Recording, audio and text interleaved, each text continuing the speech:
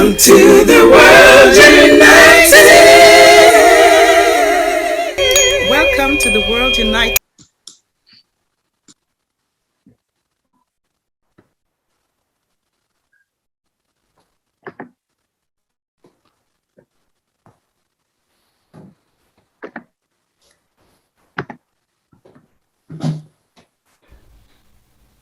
Sean, was that picture of you at the Taj Mahal or where? The placeholder. That's in at a mosque in Morocco, actually. Okay. Yeah.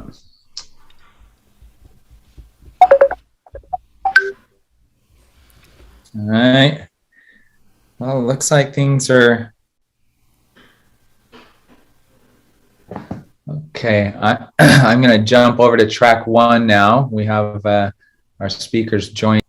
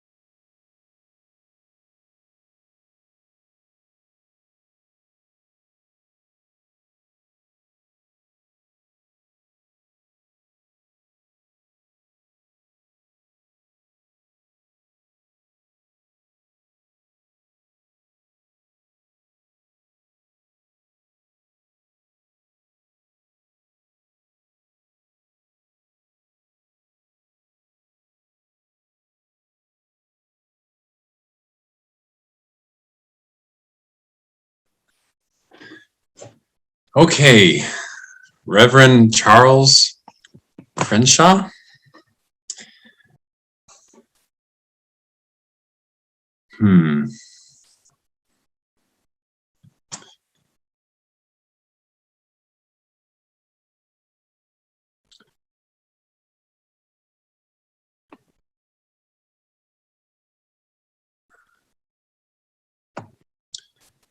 Okay, I'm checking in to see if anybody else on this session is here with me right now.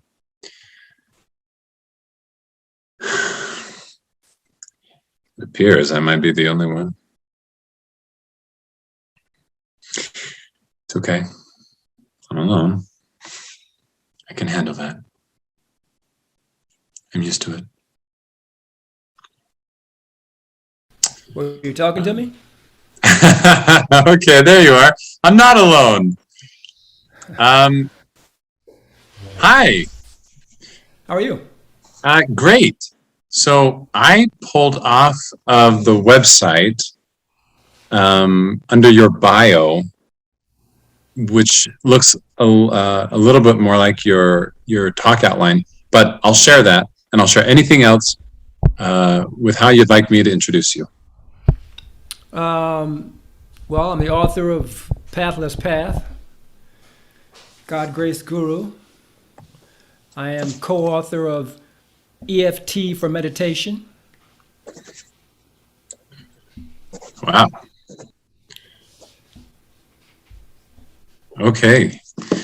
Interfaith minister, meditation teacher in the Himalayan tradition, consulting hypnotist, which is awesome.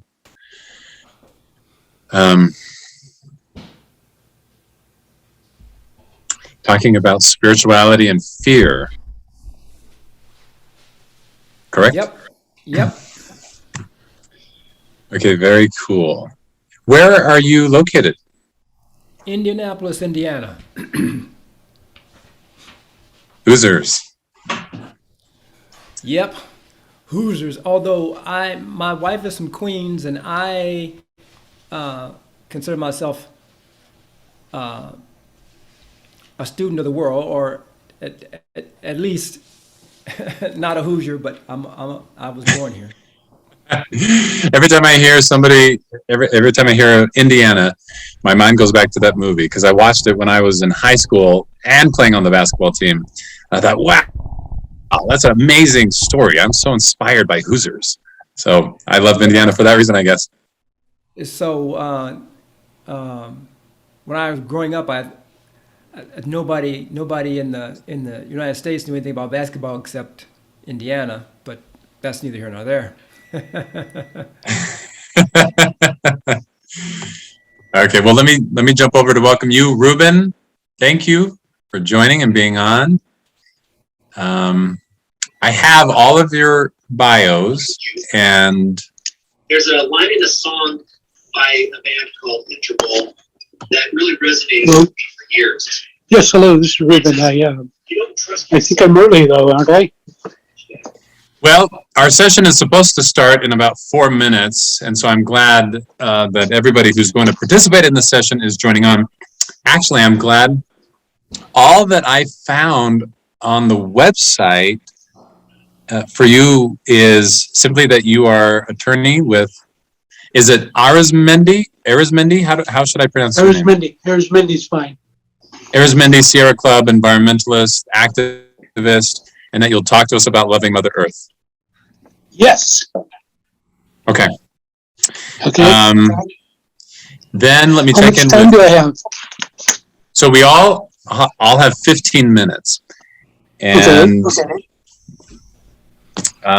if it's helpful to you, I can give, I'm planning on keeping a timer, and I can give a visual cue if that is helpful to you.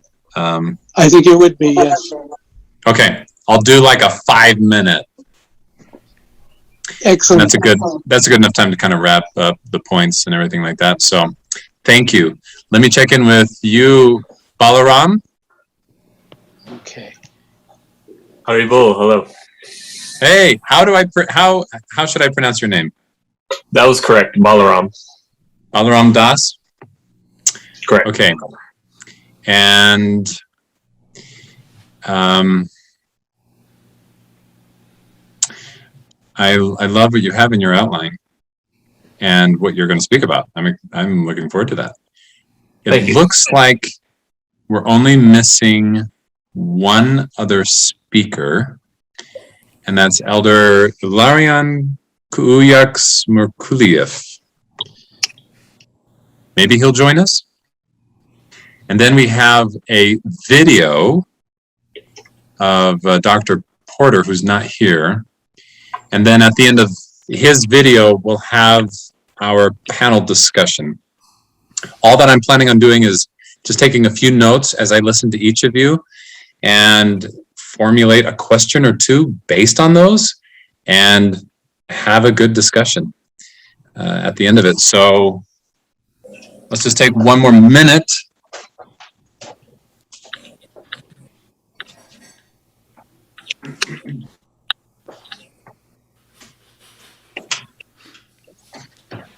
Do any of you have questions for me? No, I don't think so. I'm just making sure. Okay, I have it. Here it is. I Okay. don't have a question at this time. Okay, wonderful. I'm planning on going in the order that the speakers are listed in. So that means Reverend Crenshaw, you'll go first. We'll start with you, and then you will be followed by Balaram. And then if Elder Ilarion joins us, he'll go next. But if not, then Ruben, you are in the queue to go third. And then I'll show the video, and then we'll have our panel discussion. Sounds good. Okay. Great. Okay. It is 1:45. We're going to begin. Hello and thank you for joining us in the World Global Transformation Festival and the continuation of it throughout this day on December 4th, 2021, USA. This is the section of spirituality and interfaith unity and environment.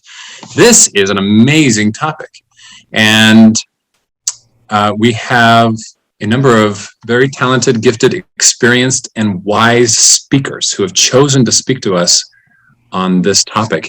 And may I begin by introducing to you Reverend Charles B. Crenshaw, Jr. He is an interfaith minister, a meditation teacher in the Himalayan tradition. Hopefully he talks to us about that. He's a consulting hypnotist and an author of several books. He shares that in our efforts to move toward interfaith unity and towards spirituality, we constantly struggle with fear.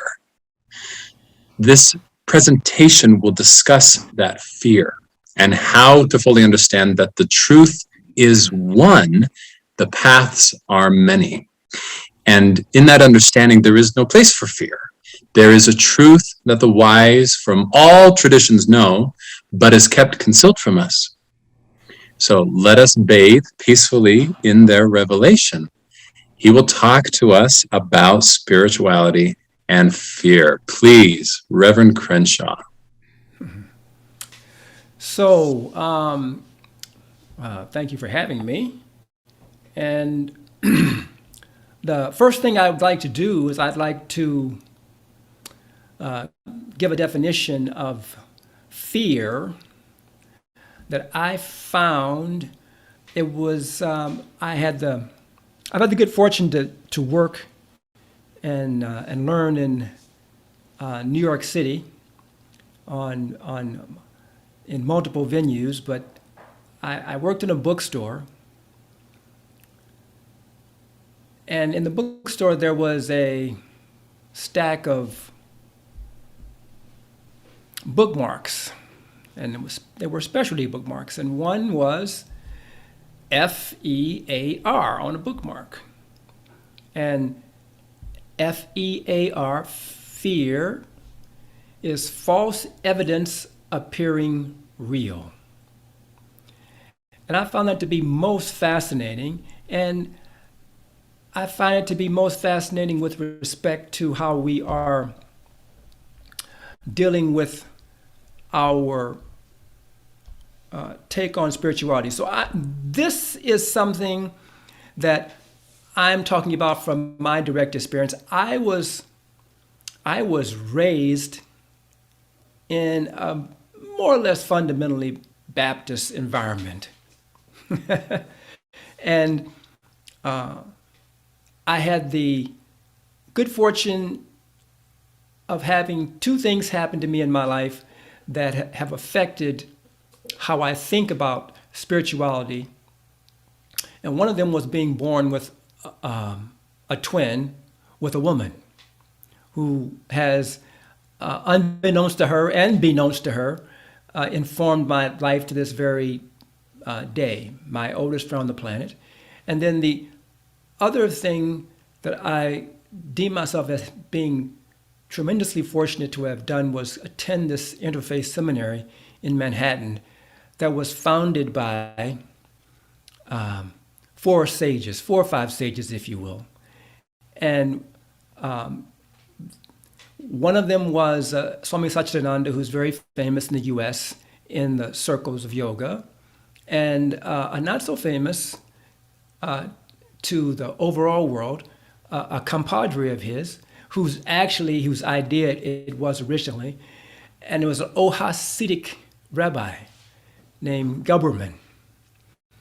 And the motto that the old rabbi coined for the seminary was, never instead of, always in addition to, which speaks right to the point that we are talking about today when we're discussing spirituality and fear. And again, this was important to me because there was a whole fear basis for not expanding and accepting the idea that the truth is one and the past are many.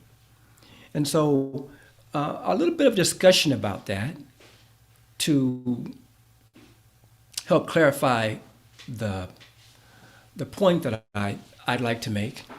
And my spiritual teacher said something that confounded me for many years, and only in my meditation practice for these now 40 plus years has it begun to make any sense.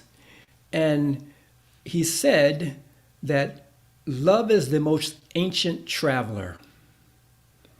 And I pondered that for years and years and years. Love is the most ancient traveler. And I see this now, being born, I like to say nowadays, with all of the ruckus and information coming out with Me Too and Black Lives Matter and things of this nature. These are things that both touch on me because I have a woman who is my dearest friend, and I've been a black man in America for a very long time, 70 years, and the idea that love is a significant factor is important, and it's often overlooked, and it's also cliche. So when I think about trying to get around the cliches associated with the ideas of oneness, of universality, I think about a religious scholar. He was actually a comparative religion scholar, and he looked at religion, which is, in my experience, different than spirituality. But he made some fine points about this, which makes sense. And what he said was, you can have three different aspects of a religion. And for the purposes of us discussing spirituality, the substratum of all of these six. So the spirituality being the substrate upon which the other 5 rest. Spirituality is something that, when we think of religion and the different religions all over the world, and I remember you earlier talking about the yin yang symbol behind you there, Benjamin, and you know, no matter what, the Tao, no matter what, in what another comparative religion scholar said, Mircea Eliade, he said, all of the traditions, something happened in what they call beginning time. In beginning time, something extraordinary happened. Something spiritual happened from the perspective of what my wife says I shouldn't use, but in the perspective of our small minds. Something spiritual happened. And it happened at what is considered the center of the world to whatever the group of people were who dealt with that specific epiphany, that specific emanation of the spirituality.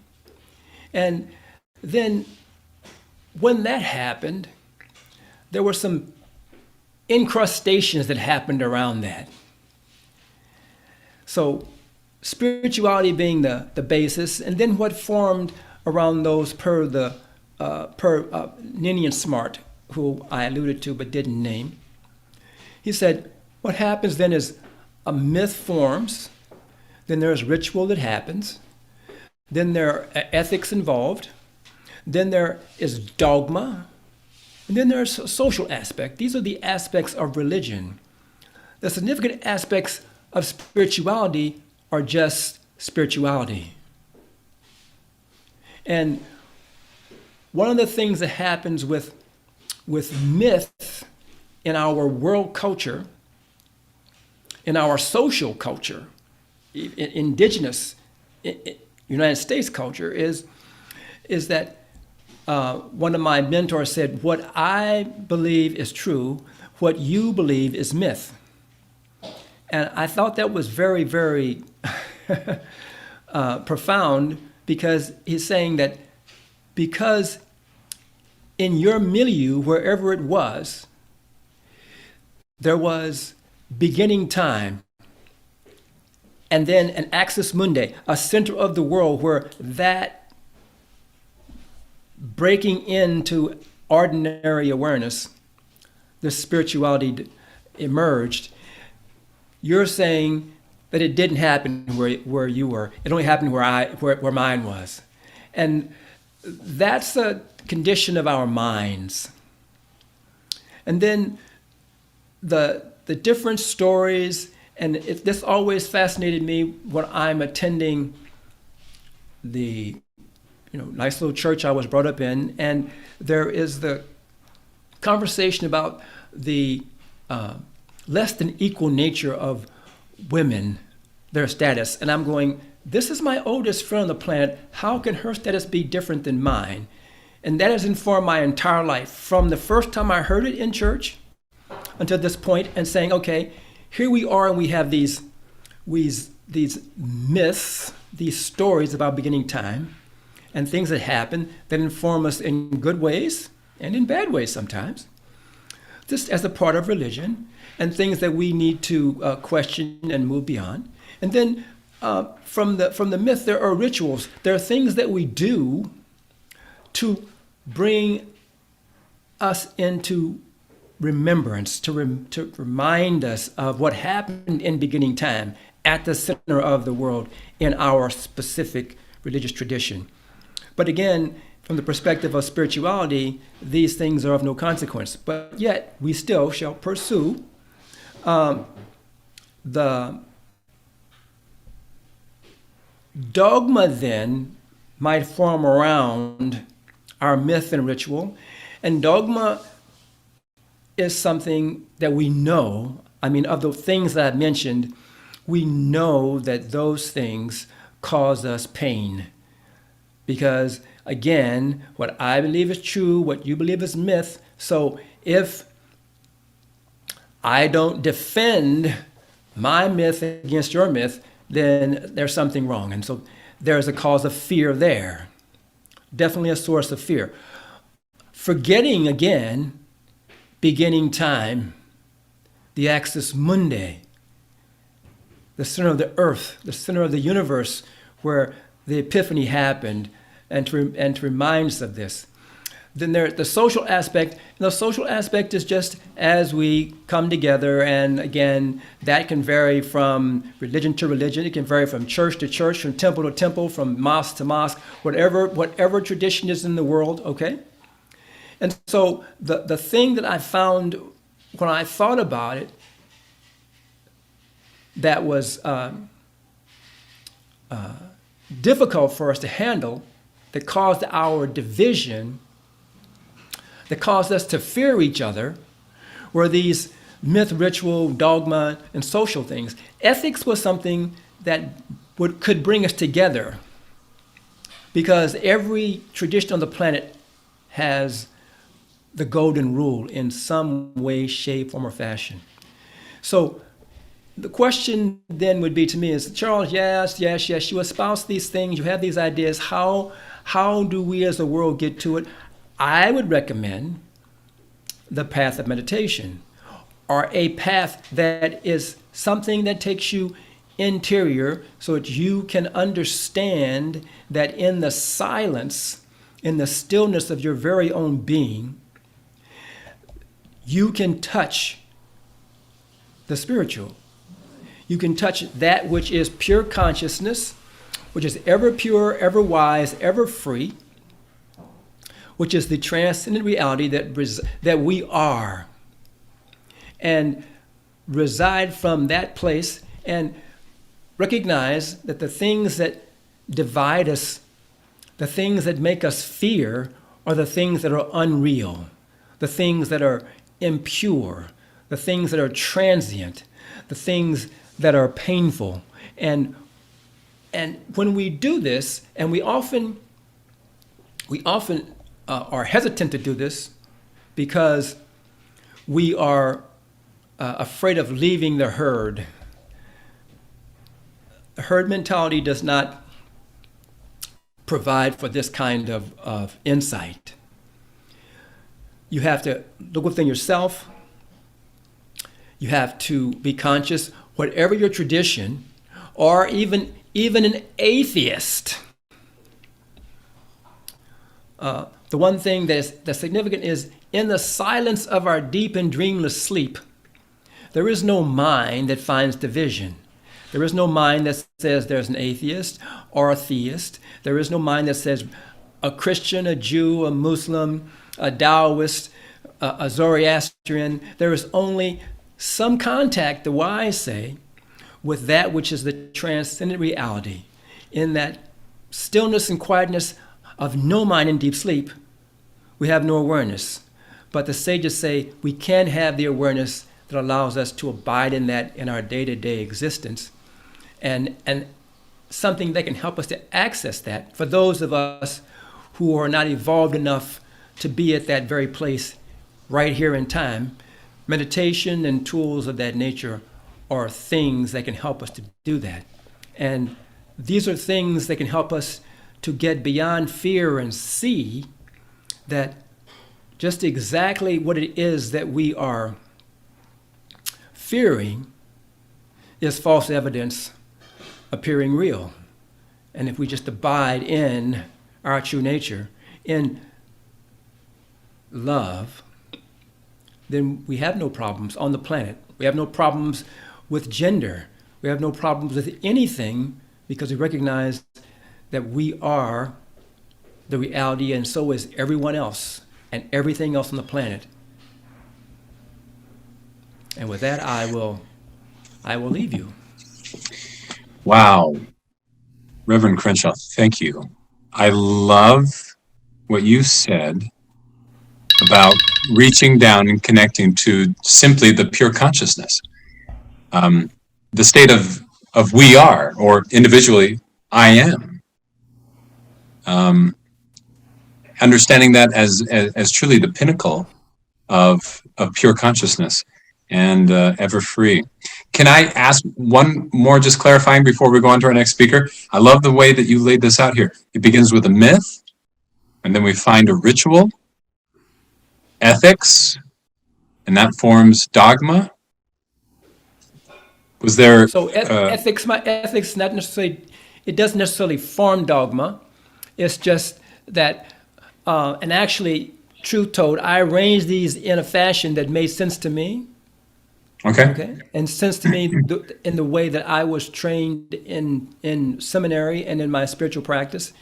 And this seemed to be the more logical way for me. So definitely ethics doesn't form dogma, because if ethics form dogma, then the golden rule would prevail and we wouldn't have the problems in the world that we have. Well, it's a very logical sequence, and it's familiar to some of the things that I've heard Joseph Campbell teach and talk about. Absolutely. And so, with that, thank you so much. Thank you for the message, and thank you for sharing these insights.